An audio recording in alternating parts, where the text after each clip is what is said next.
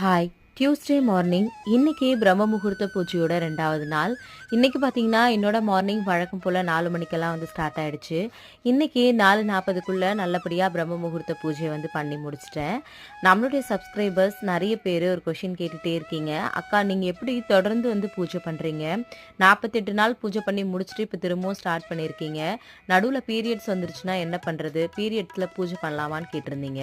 நான் பூஜை பண்ணிட்டு இருக்கும்போது நடுவுல பீரியட்ஸ் வந்துருச்சு அப்படின்னா, அந்த 5 டேஸ் மட்டும் விட்டுட்டு, அதுக்கப்புறமா என்னோட பூஜைய அப்படியே கன்டின்யூ பண்ணுவேன். ஃபர்ஸ்ட்லேருந்து பண்ணுமான்னு கேட்குறீங்க. ஃபர்ஸ்ட்லேருந்து பண்ணணும்னு அவசியம் கிடையாது. அதே மாரி பீரியட்ஸ் முடிஞ்சிருச்சு அப்படின்னா, அடுத்த நாளு அதாவது காலையில தலைக்கெல்லாம் குளிச்சுட்டு, அதுக்கப்புறமா தான் நான் பிரம்ம முகூர்த்த விளக்கே ஏத்துவேன். இன்னும் சில பேர், "அக்கா 5 நாள் மட்டும் போடாம இருக்கணுமான்னு?" கேட்குறாங்க. அது உங்களுக்கு எப்படி பீரியட்ஸ் டேட் இருக்கோ, அதுக்கு ஏத்த மாதிரி நீங்க பண்ணுங்க. ஃபுல்லா முடிஞ்சதுக்கு அப்புறமா பூஜை பண்ணுங்க. Thank you.